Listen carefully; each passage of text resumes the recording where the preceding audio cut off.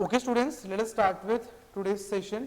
So in the previous class we have started a new topic which is permutation combination. So any doubts from the previous session, quickly update me in the chat section. Anyone having any doubt? So I have given you homework. So have you completed that homework? I have asked you to complete first, second and third exercise from your maths NCERT book, class 11 maths NCERT book. Okay, I have started receiving a lot of responses.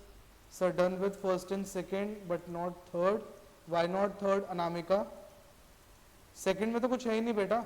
You are not studying for class 11, 12 where if they have been asked you that you need to calculate 4 factorial, you are just doing like 4 into 3 into 2 into 1. You don't have to do like this. You just need to put 4 factorial in your calculators and press equals to, you will get the final answer.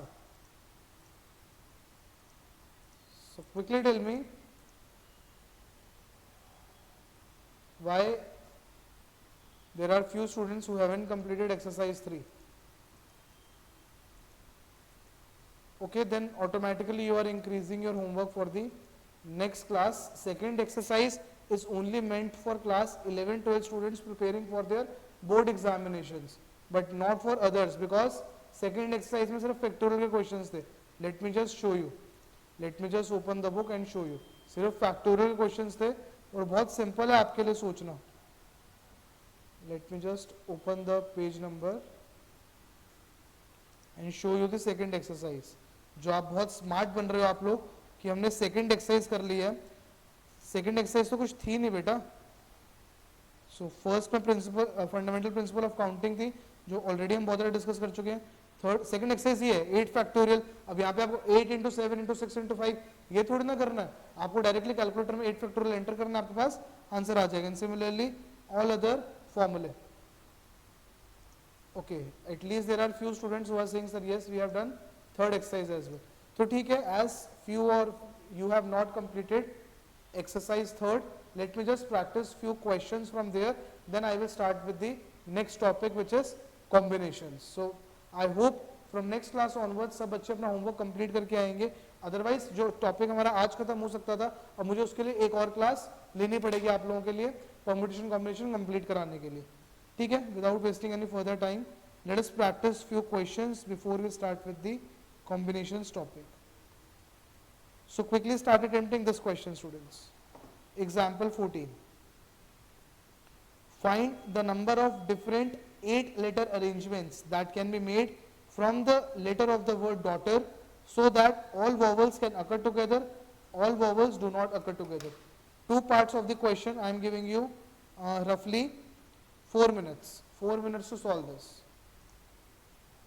Quickly try to answer, then we'll proceed to the next question. 4 minutes for this question.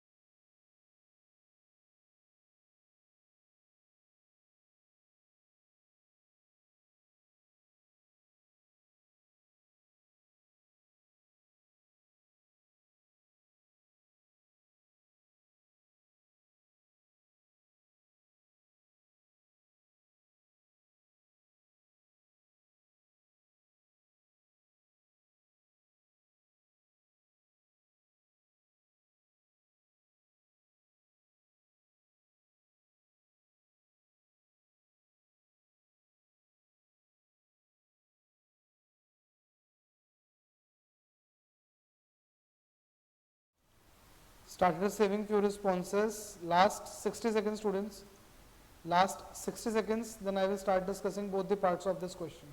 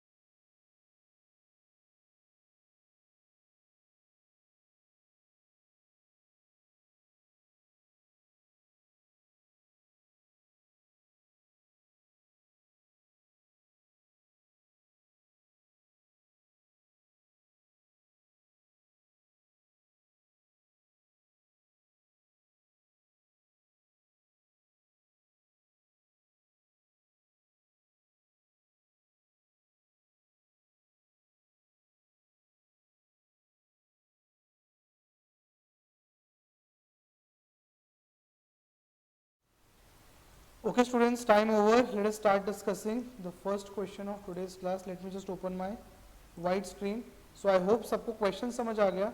They have given you one word. They have given you one word, daughter.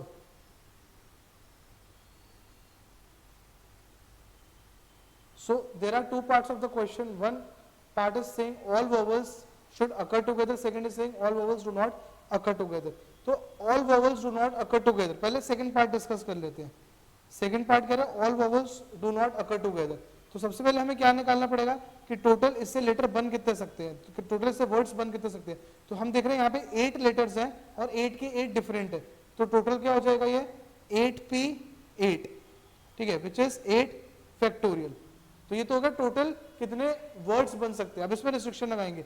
Restriction क्या आ गया, सारे vowels इकट्ठे नहीं आने चाहिए. तो इसमें से हम क्या माइनस कर देंगे, ऐसे वर्ड्स जहां पे वॉवल्स इकट्ठे आएंगे. All vowels are occurring together. All vowels occurring together. तो एक तरीके से जो फर्स्ट पार्ट का आंसर होएगा वही हमने माइनस करना है सेकंड पार्ट के आंसर के लिए. तो अब हम निकालते हैं all vowels, all words which are having vowels occurring together. तो हम समझते हैं यहाँ पे वॉवल्स है कितने, A U E. So there are 3 vowels, A U E. तो एक तरीके से बाकी सारे 5 लेटर्स हो गए और छठा लेटर हम इसको कंसीडर कर लेते हैं. छठा लेटर हम इसको क्यों कंसीडर कर रहे हैं, बिकॉज इसको हमेशा साथ ही अकर होना है. अगेन इसके अंदर भी कॉम्बिनेशन हो सकते हैं, जैसे ए यू ई ए यू, और इस तरीके से हमारे पास इसके अंदर भी अलग अलग कॉम्बिनेशन हो सकते हैं. लेकिन अभी के लिए हमें क्या समझना है कि हमारे पास 6 पोजीशंस है इंस्टेड ऑफ 8. नाउ 6 पोजीशंस है, 1 2 3 4 5 6. 6 पोजीशन किसके लिए हो गई, एक पोजीशन डी के लिए, एक जी के लिए, एक एच के लिए, एक टी के लिए और एक आर के लिए. जो 6th पोजीशन है वो हमारी ए यू ई के लिए हो गई, बिकॉज इन तीनों ने इकट्ठे ही आना है. अब इनका पैटर्न हो सकता है, जैसे ए यू ई ए ई यू, या फिर यू ए ई यू. ऐसे इस तरीके से हमारे पास इसका पैटर्न अलग हो सकता है, लेकिन इन तीन को हमेशा इकट्ठे ही आना. तो हमारे पास टोटल यहाँ पे 6 बॉक्सेस हो गए जिसके अंदर हमें लेटर्स फिल करने हैं. 5 तो ये हो गए, छठा ए यू ई हो गया. तो 6p6 आ गया हमारा, 6p6. लेकिन क्या आंसर खत्म हो जाएगा, नहीं. अभी आपने क्या बोला, इसकी पोजीशन फिक्स नहीं है, ये पोजीशन जो चेंज कर सकते हैं. तो आपस में कितने पैटर्न्स बना सकते हैं, टोटल 3 फैक्टोरियल विच इज 6. तो इसको आप 3p3 से मल्टीप्लाई कर सकते हो, या फिर आप बोल सकते हो 3 फैक्टोरियल से मल्टीप्लाई हो जाएगा. तो this is the answer to first part, 6p6 into 3 factorial which is 4320. अभी 4320 8 फैक्टोरियल से माइनस कर दोगे तो आपके पास फाइनल आंसर सेकंड पार्ट का आ जाएगा 36,000. Anyone having any doubt, do ask me.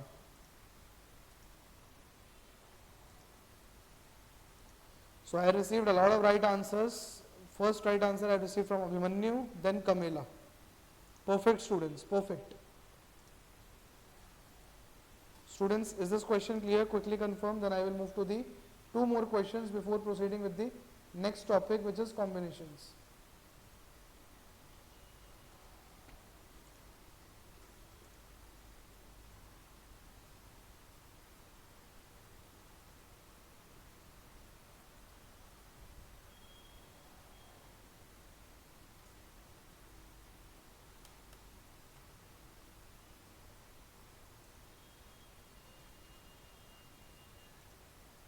Perfect. Started receiving a lot of yeses. Let us proceed to the next question. So students, quickly start attempting this one. In how many ways can 4 red, 3 yellow and 2 green discs be arranged in a row if the discs of the same color are indistinguishable? I am giving you 3 minutes for this question.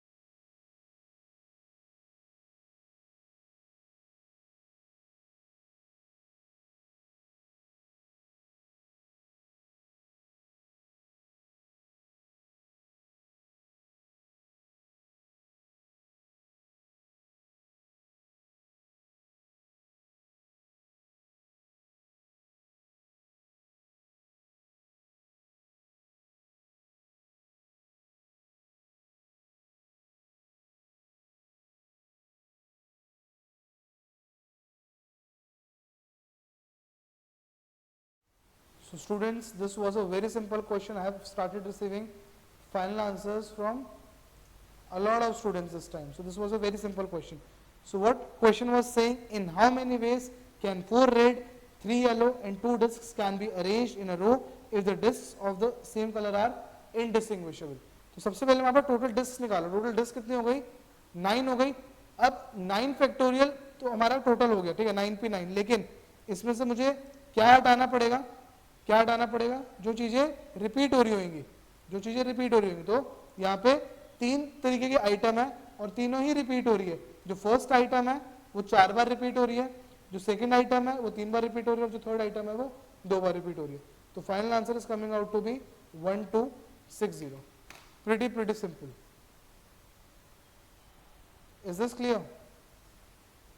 Quickly tell me. Perfect. Again started receiving a lot of yeses. एक long question करते हैं, फिर हम अपना combinations topic पे move करेंगे. Let us do one long question. Quickly start attempting this one. Find the number of arrangements of the letters of the word independence. In how many ways these arrangements do the word start with P? Do all the vowels always stay together? Do the vowels never occur together? Do the word begin with I and end in P? 4 parts. I am giving you 5 minutes. We are running short of time, so I can't give you more than 5 minutes for this question. All the 4 parts, 5 minutes students. Quickly attempt, then we will discuss. Yes, permutations are not basically tested in actual exams. We are just studying for the information point of view and for the knowledge point of view. But yes, actual में आपका main combination ही use होगा. Permutation का इतना हमारे पास कोई role नहीं है actual में, बट ठीक है, टॉपिक का पार्ट है तो सीख लेते हैं इसको भी अच्छे से. ए सेट में आपसे पूछे जा सकते हैं ये क्वेश्चंस जो बच्चे ए सेट के लिए प्रिपेयर कर रहे हैं. Quickly start attempting, then we will discuss.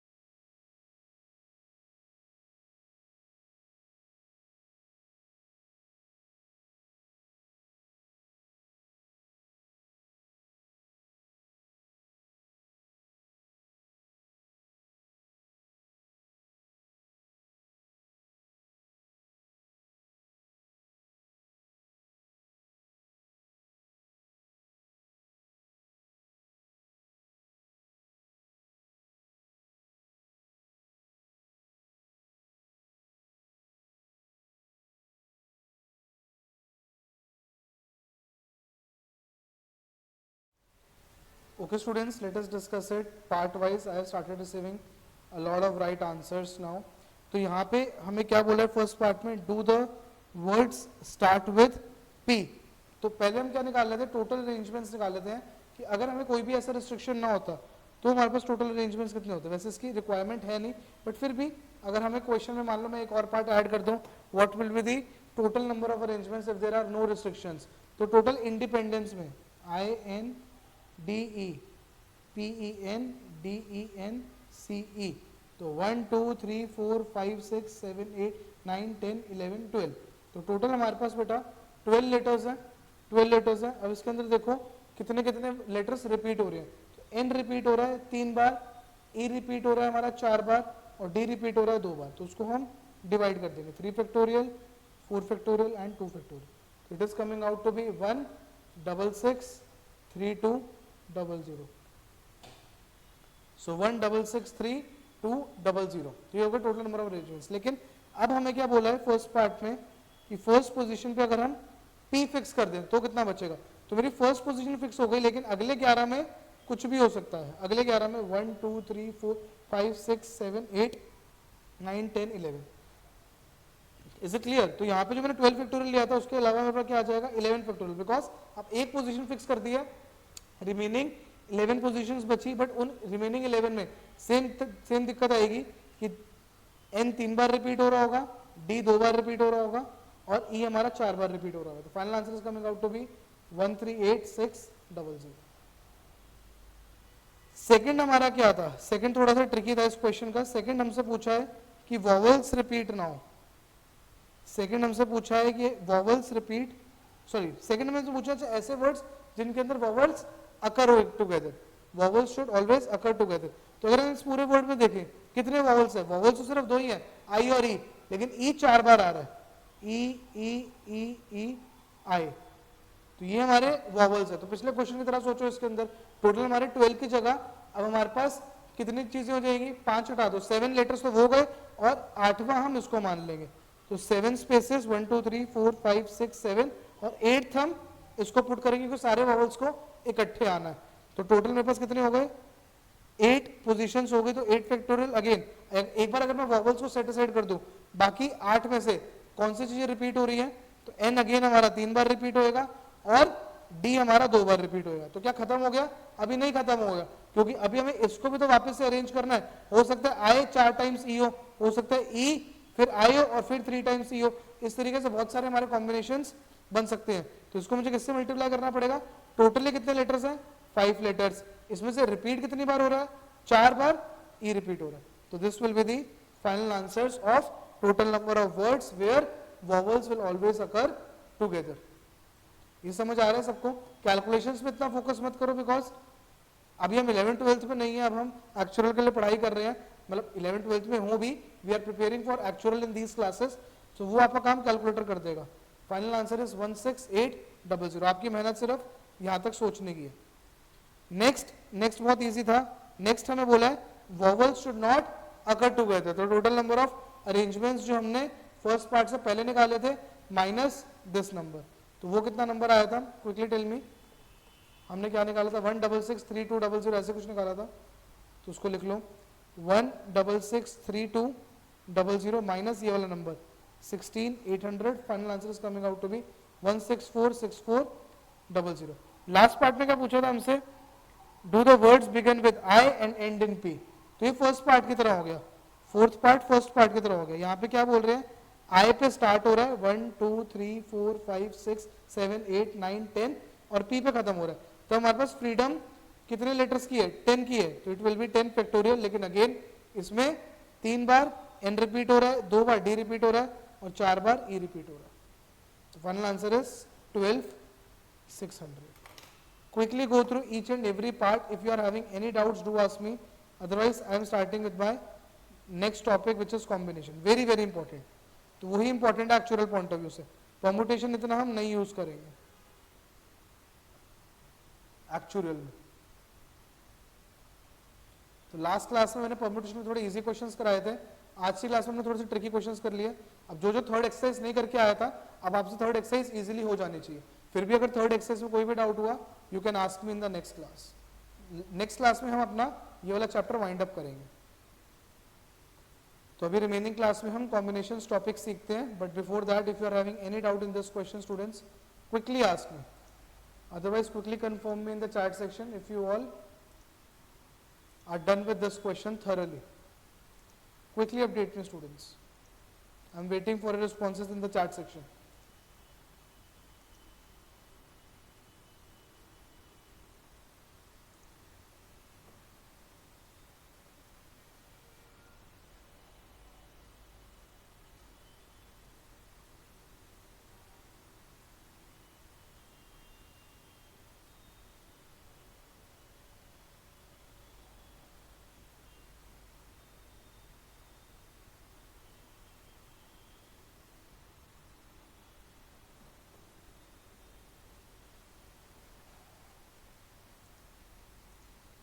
Perfect, started receiving a lot of yeses. I think we are good to proceed with the next topic which is combinations. तो मैं बिल्कुल आपको इजी वे में समझाने की कोशिश करता हूँ कि कॉम्बिनेशंस क्या होता है, और उसके बाद मैं आपको एक आधे एग्जांपल में डिफरेंस बताऊंगा कि परम्यूटेशन जो हम पढ़ के आए हैं और जो कॉम्बिनेशंस पढ़ रहे हैं दोनों में डिफरेंस क्या है। समझो मेरे पास 4 ऑब्जेक्ट्स हैं A, B, C, D. I am having 4 objects और मुझे टू एट अ टाइम चाहिए, मुझे कोई भी 2 ऑब्जेक्ट्स एट अ टाइम चाहिए। तो ये 4 ऑब्जेक्ट टाइप है A, B, C, D, ठीक है। इन 4 में से मुझे कोई भी 2 एट अ टाइम चाहिए, तो मेरे पास कितने कॉम्बिनेशंस बन सकते हैं? या तो मैं बोलूंगा A, B चूज कर लो, A और B, या मैं बोलूंगा A और C चूज कर लो, या मैं बोलूंगा A और D कर लेता हूँ, या मैं बोलूंगा B और C कर लो, या मैं बोलूंगा B और D कर लेता हूँ, या मैं बोलूंगा C और D कर लेता हूँ। अब आप बोलोगे सर आपने A और B तो कर लिया, लेकिन क्या आप B और A नहीं करोगे? अब मैं बोलूं कि A मतलब अंकित है, B मतलब भानु है, तो मैं अंकित और भानु को सिलेक्ट करूं या भानु और अंकित को सिलेक्ट करूं? दोनों में कोई डिफरेंस है? नहीं, यहाँ पे कोई भी डिफरेंस नहीं है। लेकिन जब हम परम्यूटेशन कर रहे थे, जब हम लेटर्स बना रहे थे, तब वहां पे डिफरेंस आ रहा था, क्योंकि वहां पे हम A और B को चूज करने के बाद उसको अरेंज भी कर रहे थे। जब हम अरेंजमेंट्स में फंस जाते हैं तब हमारा परम्यूटेशन यूज होता है, लेकिन जब हमें सिर्फ चूज करना होता है, जब हमें सिर्फ चूज करना होता है, तब हमारा क्या कॉन्सेप्ट लगता है? कॉम्बिनेशंस का। ये बेसिक एग्जांपल हमेशा याद रखना, कभी आप परम्यूटेशन कॉम्बिनेशन में कंफ्यूज नहीं होगे। While doing combinations, we are only choosing the objects or letters or anything else, but while doing permutations, we will be arranging those letters or objects as well. Clear? अब मैं बोल दूं, अच्छा यहाँ पे 6 आ गया आंसर, ठीक है, तो इसको पहले इसका वो समझ लेते हैं, नोटेशन क्या होता है। तो इसका नोटेशन होता है NCR. NCR मतलब out of n objects I have chosen R object. So इस केस में आंसर क्या हो गया? 4C2. Formula will be 4 factorial upon 2 factorial 4 minus 2 factorial. तो इन जनरल फॉर्मूला NCR का क्या है? एक्चुअल में हम इसको ऐसे नोटिफाई करेंगे, तो it will be n factorial upon r factorial into n minus r factorial. This is the general formula. Is it clear students? अब यहाँ पे आप एक चीज पूछोगे सर, अगर यहाँ पे हमें वापस अरेंज करना होता, मतलब जो मेरा जितना मेरा सिग्निफिकेंस ए बी का है, तो अभी कॉम्बिनेशन के केस में A B equals to B A है, लेकिन जब हम परम्यूटेशन करेंगे तब A B not equals to B A होगा। क्यों? क्योंकि तब मेरे लिए पैटर्न जानना भी इंपॉर्टेंट है, मेरे लिए अरेंज करना भी इंपॉर्टेंट है। तो तब मैं क्या लगाता? तब मैं 4C2 की जगह मैं क्या लगाता? मैं लगाता 4P2. ठीक है, तो और 4P2 का फॉर्मूला क्या निकल के आता? 4 फैक्टोरियल अपॉन 2 फैक्टोरियल. तो इन जनरल अगर मुझे NCR और NPR में रिलेशनशिप जानना है, तो here it is, NPR is always equals to NCR multiplied by R factorial. Very important from class 11th point of view, but actual के लिए रिलेशन को इतना important नहीं है, because हम permutation करने ही नहीं वाले। Similarly, अभी मैंने आपको बोला कि मेरे पास 4 ऑब्जेक्ट्स थे और मुझे कोई भी 2 चूज करने हैं। अब इस एग्जाम्पल को अगर मैं एक्सटेंड कर दूं, मैं बोलूं मेरे पास 5 ऑब्जेक्ट्स है A, B, C, D, E, इनमें से मुझे 3 चूज करने हैं। तो अब बताओ कि, और यहाँ पे अगेन मैं 3 चूज करने के लिए अगर, तो मेरे लिए अरेंजमेंट इंपॉर्टेंट नहीं है, तो यहाँ पे मेरे को क्या क्या हो सकते हैं? Similarly A B C, A B D, A B E, और क्या हो सकता है? क्विकली टेल मी। ए से सारे शुरू हो गए, अब बी से शुरू कर लो, B C D and B C E. और क्या हो सकता है? सी से शुरू कर लो, सी डी ई ठीक है, सी डी ई, और क्या हो सकता है, ए से, और सोचो, ए से ए सी ई भी तो हो सकता है, तो ए सी ई, और क्या हो सकता है, ए से ए डी ई, बी से और क्या हो सकता है, बी डी ई। तो टोटल कितने आ गए मेरे पास बेटा, 9 आ गए, टोटल 9 आ गए। लेकिन अगर मुझे डायरेक्टली कॉम्बिनेशन का फॉर्मूला लगाना तो मैं कैसे लगाऊंगा, out of 5 I am choosing 3, तो it will be 5 factorial into 3 factorial into 2 factorial. तो इसको एक्सपैंड करने को तो क्या आ जाएगा, 5 into 4 into 3 factorial, 3 factorial into 2 factorial, 3 3 cut गया, 2 से एक 2 कट गया, तो टोटल कितने आ गए यहाँ पे, 5 इंटू 2 10। तो एक मिस कर रहे होंगे जरूर हम, यहाँ पे ढूंढ लो एक हम क्या मिस कर रहे हैं, जल्दी से देख लो, एक हम मिस कर रहे हैं जरूर, ए सी डी हमने लिखा है, नहीं हमने ए सी डी मिस कर दिया, सॉरी ए सी डी, ठीक है। तो टोटल हमारे पास 9 की जगह 10 है। तो आपको ऐसे लिख के नहीं देखना है, आप डायरेक्टली 5 से 3 लगाओगे और आपके पास 10 आ जाएगा। अच्छा यहाँ पे अगेन अगर मैं अरेंजमेंट अलाउ कर दूं, मतलब अभी के लिए ए बी सी के लिए मैं अरेंजमेंट भी अलाउ कर दूं, मतलब ए बी सी बी सी ए और कुछ और लगे, सारे सेम है, लेकिन अगर मैं बोल दूं मेरे लिए अरेंजमेंट भी इंपॉर्टेंट है, तो मैं यहाँ पे 5C3 की जगह क्या लगाऊंगा, 5P3। लेकिन अगर मान लो मैंने 5C3 निकाल ही लिया, ऊपर वाले फॉर्मूले के हिसाब से करना है, तो मैं क्या मल्टीप्लाई कर दूंगा इसके अंदर, 3 फैक्टोरियल मल्टीप्लाई कर दूंगा, तब भी मेरा सेम आंसर आ जाएगा जो मुझे 5P3 निकाल के मिलेगा। ये सबको क्लियर हुआ, quickly tell me.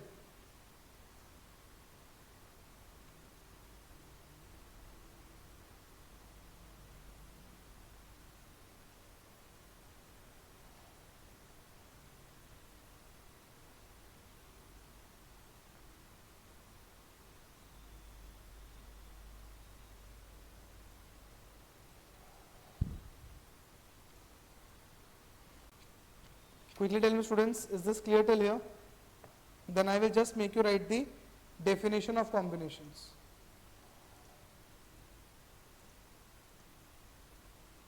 Okay, started receiving a lot of yeses, jaldi definition लिख लो. Each of different selections made by taking some or all of the number of objects, each of different selections made by taking some or all of a number of objects, each of different selections made by taking some or all of a number of objects irrespective of their arrangements, ये सबसे important है, irrespective of their arrangements is called a combination, is called a combination. So I hope सबको basic difference between permutation और combination समझ आ गया. Let us see few questions based on combinations, but yes we will be solving majority questions in next class, but एक और दो questions देखते हैं before we wind up today's class. तो let me just open questions on my screen only so that all of you can attempt them. So students, this is the first question.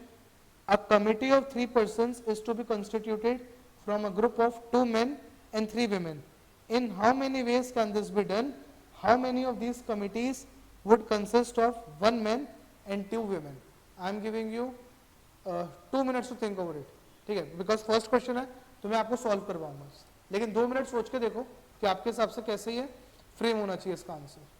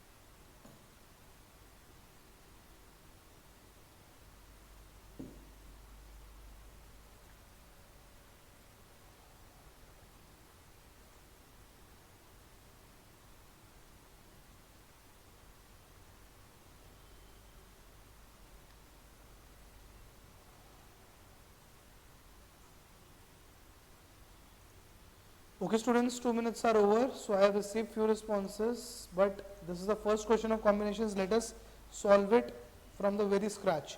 तो यहाँ पे क्या बोला है? A committee of 3 persons is to be constituted from a group of 2 men and 3 women. तो total आप बताओ कितने लोग हैं? टोटल 5 है. आपको क्या फर्क पड़ रहा है कितने मैन है कितने विमेन है? आपको इतना पता है कि 5 में से 3 लोगों की हमें कमिटी बनानी है. It will be simply 5C3. It will be simply 5C3. तो यहाँ तक ये वाला क्वेश्चन खत्म हो गया. 5C3 will be equals to 10. अब एक और क्वेश्चन है. How many of these committees would consist of 1 man and 2 women. तो यहाँ पे एक आदमी और 2 औरत वाला कितने हमारे ग्रुप्स बन जाएंगे? तो कितने टोटल बेटा हमारे पास मैन है? 2 मैन है. 2 मैन में से हमें एक मैन सिलेक्ट करना है और 3 women में से हमें 2 women सिलेक्ट करनी है. तो यहाँ पे टोटल हमारे पास कितने हो गए वेस? 6 वेस हो गए. मतलब इन 10 में से 6 बार एक आदमी होगा और 2 women होगी.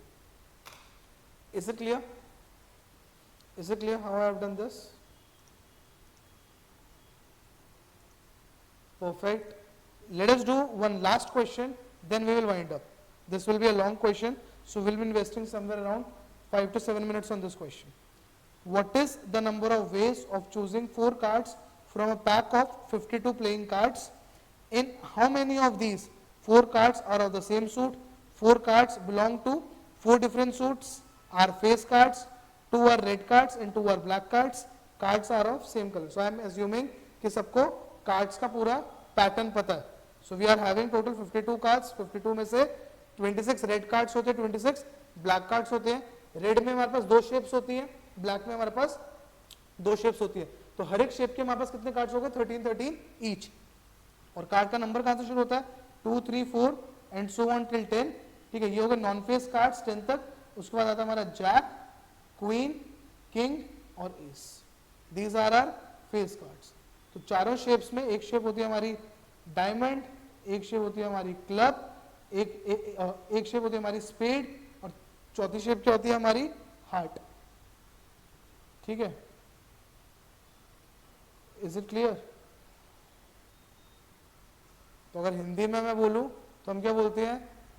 चिड़िया, देन ईंट, देन पान और आखिरी कौन सा हो गया? हुकुम.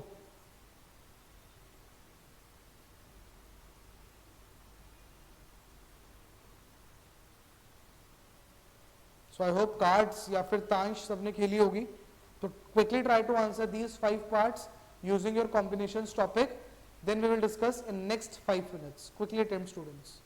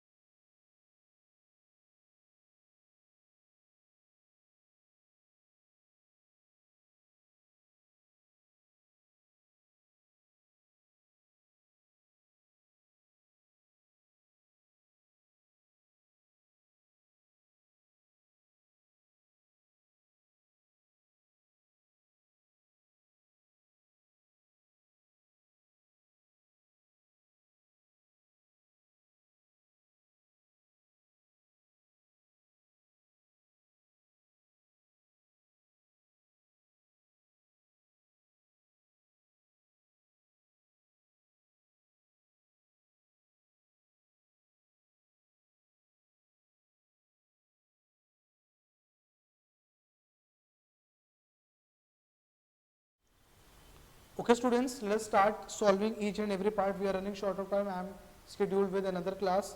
तो थोड़ा सा टाइम कम है इसलिए मैं आपको करवा देता हूँ जल्दी से सारे पार्ट्स. तो क्वेश्चन हमने रीड कर लिया.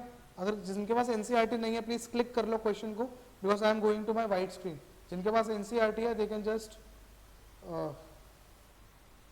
Avoid clicking the picture. I hope सबने क्लिक कर लिया है. I am giving 10 seconds more. जिनके पास एनसीईआरटी अभी नहीं है अवेलेबल, क्वेश्चन को क्लिक कर लो because I am going to my white screen. Once done, quickly confirm me in the chat section that sir clicked the question. Perfect. Let me go to my white screen to explain you each and every part of this question. तो सबसे पहले हमसे क्या पूछा था कि total 52 cards में से 4 कार्ड्स चूज करने के क्या वेज है. तो it will be simply 52C4.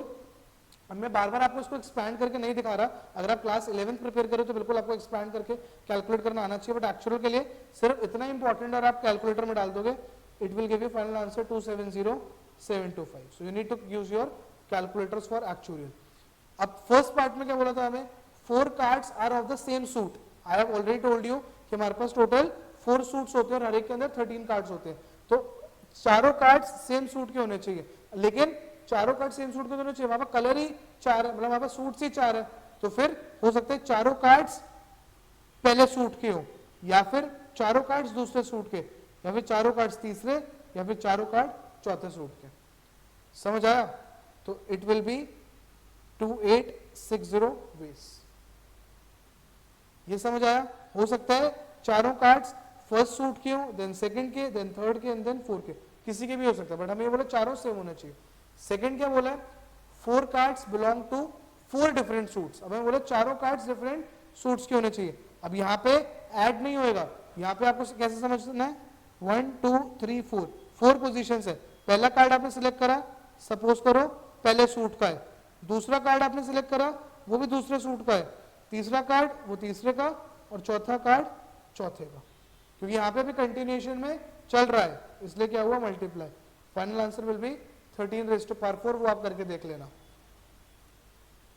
Third part are face cards. अब 4 कार्ड्स हमने सिलेक्ट करे, चारों फेस कार्ड्स होने चाहिए.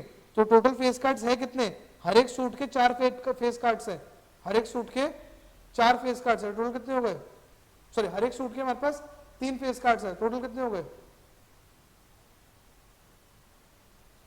क्योंकि यहां पे हम एस को फेस कार्ड नहीं गिनते, यहां पे हम सिर्फ जैक क्वीन किंग को ही फेस कार्ड गिनते हैं. ठीक है. अब अगर आप नॉर्मल दूसरे तरीके में 3 पत्ती देखोगे, दूसरी गेम्स देखोगे, कई बार वो एस को सबसे बड़ा पत्ता गिनते हैं, लेकिन जनरल हम क्या देखते हैं, किंग हमारा सबसे बड़ा पत्ता है. तो 3 फेस कार्ड हर एक सूट के हो गए. टोटल कितने हो गए हमारे पास, 12 में से हमें कितने फेस कार्ड चाहिए, 4. तो it will be simply 12C4. 12C4 नहीं, एस को बेटा नहीं गिनोगे, क्योंकि अगर हम बुकिश लैंग्वेज में देखें ना, वो एस को फेस कार्ड नहीं मानता. I know when we play certain games तो वहां पे हम एस को फेस कार्ड यूज कर लेते हैं.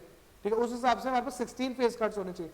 बट जनरली जब हम बुकिश लैंग्वेज में पढ़ते हैं तो हमारी काउंटिंग 1 2 3 4 5 6 7 8 9 10 और जैक क्वीन किंग ऐसे शुरू होते हैं. मतलब ए सबसे छोटा पत्ता हो जाता है, ए सबसे छोटा कार्ड हो जाता है. But I know when we play certain games वहां पे ए सबसे बड़ा पत्ता होता है, लेकिन अभी बुकिश लैंग्वेज के लिए आपको ए सबसे छोटा कार्ड ही ट्रीट करना है. तो यहाँ पे हमारे 12 फेस कार्ड्स हो गए. आई नो यहाँ पे मैंने ऊपर आपको गेम के पॉइंट ऑफ व्यू से बताया था, बट अभी आपको 12 ही कंसिडर करने हैं. Perfect perfect. अंडरस्टैंड करो, मतलब यहाँ पे कोई रटने वाली बात है. अगर चलो मान लो मैंने एस को कंसीडर कर लिया फेस कार्ड, तो उस केस में मेरा आंसर क्या हो जाएगा, 16C4. आपको ये समझ आना चाहिए कि मेरे फेस कार्ड्स कितने हैं और उसमें से मुझे कितने सिलेक्ट करने हैं. ठीक है, 16C4 if S is face card.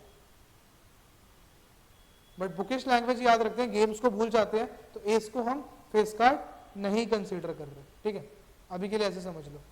Next question क्या था, फोर्थ पार्ट क्या था, 2 are red cards 2 are black cards. तो ये भी बड़ा सिंपल है, 2 हमें रेड मिल जाए और 2 हमें ब्लैक मिल जाए. इजी. तो यहां पे आप इसको कैसे समझ सकते हो, ठीक है, यहां पे मैं आपको एक तो करके दिखा रहा हूं और दूसरे तरीके से आप एनसीआर वाले मेथड से भी सीख सकते हो. तो 1 2 3 4.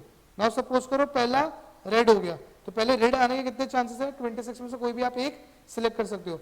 दूसरा क्या हो गया, दूसरा भी रेड अगर हो गया तो कितने बचे आपके पास, सिर्फ 25 ही बचे, क्योंकि एक रेड जा चुका है, ठीक है।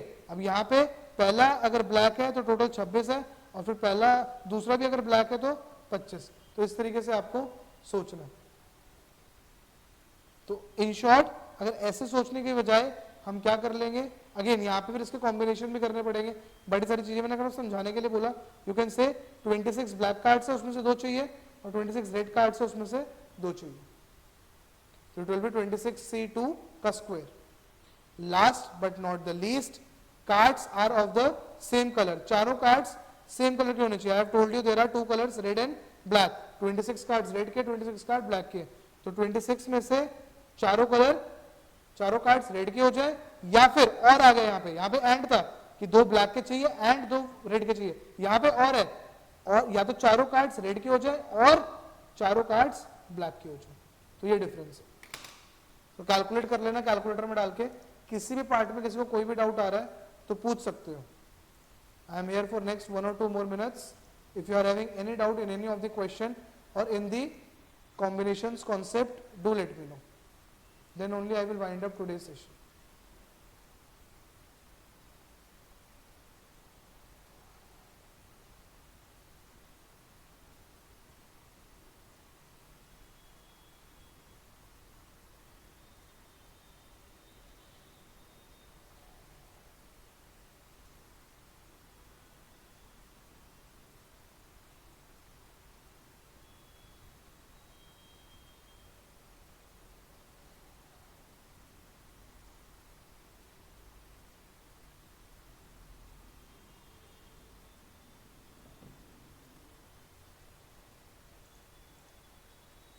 So started receiving a lot of yeses, so I am assuming each and every part is okay. I will just show you. So Nikita is saying, sir, can you please show the solutions for each and every part? So I am just zooming it out so that you can just click it or write it down. So here it is, Nikita. I have zoomed out for you. You can either click it. So this was the basic question, then first part, second part, third part, fourth part, and last fifth part. Either note it down or click it, students, quickly. Perfect. Then let us wind up today's class till here only, students. I will be winding up this topic in next class, but it's my request, अगर आप लोगों के पास time है, do practice exercise 4 as well. आपका exercise 3 तो पिछली class का homework था, इस क्लास का होमवर्क आपका एटलीस्ट एक्सरसाइज 4 है, लेकिन और आगे जाना है तो मिसलेनियस एक्सरसाइज भी खत्म कर दो प्रैक्टिस करके, बिकॉज नेक्स्ट क्लास हमारी क्वेश्चन प्रैक्टिस क्लास है। अगर आप प्रैक्टिस करके आओगे तो आप लोग डायरेक्टली मुझे डाउट्स डिस्कस कर सकते हो, जिन क्वेश्चंस में आपको डाउट्स आया होगा। Otherwise I will just make you solve questions from my and.